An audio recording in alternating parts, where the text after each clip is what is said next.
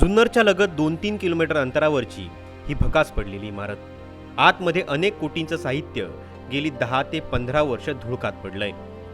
पण याच इमारतीवर तब्बल 2.5 लाख आदिवासींच्या हाताला काम आणि मुलाबाळांना चांगलं शिक्षण देण्याचं स्वप्न पूर्ण होणार होतं. पण कसलं काय, घरात पैसा नसताना दागिने विकून प्रत्येकी 2-2 हजार रुपये जमा करून 3,000 आदिवासींनी आपल्या मुलांच्या भवितव्यासाठी पाहिलेलं सहकाराचं स्वप्नच राहिलं. याला कारण निगरगट्ट राजकारणी. सिटीपेक्षा कैकपट माल उत्पादित होतो हिरडा, आणि मग त्याचं जर जास्तीत जास्त आम्हाला हे झालं, फायदा झाला. आता आमच्या आदिवासी शेतकऱ्याच्या प्रत्येकाच्या खिशामध्ये 2 पैसे गेले तर त्याची आर्थिक सरवून होईल म्हणून आम्ही प्रयत्न केला. सर्व फाईल आम्ही सगळ्या डिपार्टमेंटपासून, म्हणजे इथं स्थळ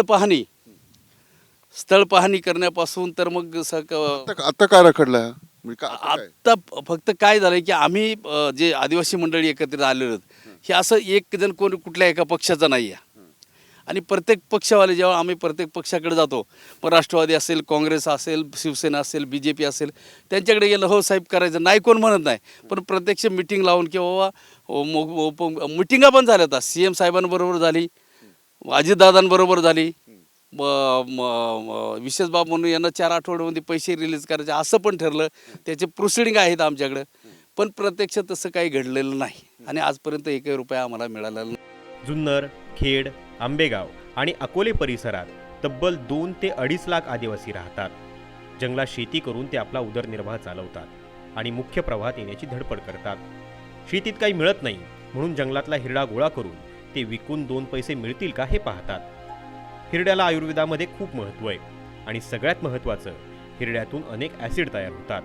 या ॲसिडला आंतरराष्ट्रीय बाजारात मोठी मागणी आहे आणि म्हणूनच काहींनी यावर मोठा अभ्यास केला आणि 25 वर्षांपूर्वी सहकारी तत्वावर कुकडेश्वर हिरडा प्रकल्प सुरू झाला. आदिवासींकडून 2,000 रुपये गोळा करून काम सुरू झालं, पण ते आज तागायत पूर्ण झालं नाही. नेत्यांच्या राजकारणात प्रकल्प रखडलेलाच आहे. आदिवासींकडे मतदानाची मागणी करताना मात्र प्रत्येक पक्षाचा नेता प्रकल्प सुरू करू म्हणून आश्वासन देतो, पण प्रत्यक्षात निवडून आल्यावर मात्र पाठ फिरवतो. असं गेली 25 वर्ष सुरू आहे. जो सह्याद्रीचा बेल्ट आहे त्या ठिकाणी मोठ्या प्रमाणामध्ये हिरड्याचं उत्पादन होतं आणि याच्यामुळं बेरोजगारांना रोजगाराच्या संधी 1000-2000 कामगार या ठिकाणी लागतील.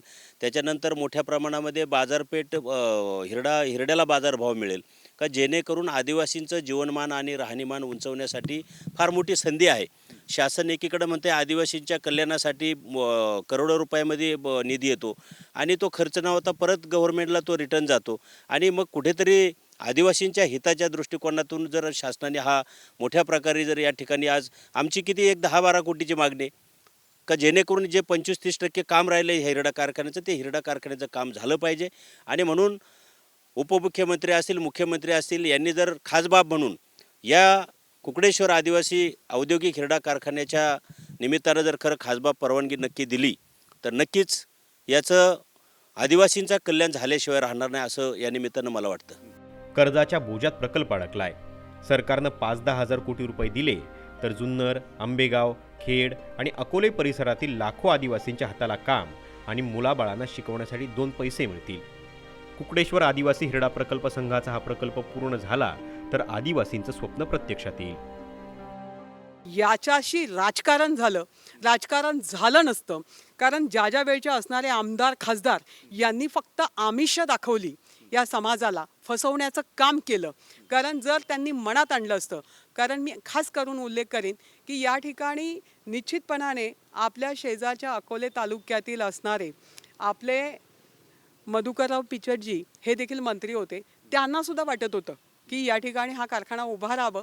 त्यांना मांडणारा खूप मोठा समाज, म्हणजे समाजातले खूप नेते आहेत आणि सर्वसामान्य लोक आहेत. त्यांनी पण खूप प्रयत्न केले, परंतु स्थानिक असणाऱ्या आमदार खासदारांनी खूप मोठं राजकारण याच्यामध्ये केलं. तेव्हापासून आज तक राजकारणच झालं. म्हणून हा कारखान्यातून त्या ठिकाणी जी पावडर बाहेर पडून त्या असणाऱ्या समाजाला जो न्याय मिळायला पाहिजे होता तो इतका काळ रखडला की ज्या वेळेला या ठिकाणी रेणुका सिंहजी आल्या केंद्रीय मंत्री, त्यावेळी मी त्यांना त्या ठिकाणी स्वतः नेलं फॅक्टरीवर. आता वास्तविक पाहता हत्ती निघून गेल्या आणि शेपूटच मागे राहिलंय, अशी परिस्थिती आहे. आदिवासींनी जमवलेले 1.85 कोटी रुपये आणि नाबार्डचं 1.31 कोटी रुपयांचं कर्ज असं करून हा प्रकल्प सुरू झाला, पण तो रखडला. प्रकल्पाला आता सरकारी मदतीची गरज आहे. कर्ज कसं फेडायचं अशा चिंतेत संचालक मंडळ आहे. सध्या संघावर प्रशासक आहे, पण सरकार दरबारी संघाच्या मदतीसाठी फिरणारी नसती, काही निधीच्या मंजुरीसाठी पुढे सरकतच नाही आणि आदिवासींच्या चेहऱ्यावर हसू आणतच नाही. जुन्नर, आंबेगाव, खेड, अकोले इथल्या आदिवासी शेतकऱ्यांनी 2,000 रुपये देऊन तब्बल 3,000 लोकांनी आपलं राहणीमान उंचावण्याचं एक स्वप्न पाहिलं. पण 25 वर्षानंतरची देशातल्या सर्वात पहिल्या सहकारी हिरडा प्रकल्पाची ही अवस्था आहे. कुठलंही सरकार सत्तेवर आलं की शेतकऱ्यांच्या हितासाठी आम्ही कटिबद्ध आहोत असं सांगत असतं, पण त्याची ही कटिबद्धता अशी पाहायला मिळते. व्हिडिओ जर्नलिस्ट सिद्धेश्वर विलास आठवडे, न्यूज स्टेट महाराष्ट्र.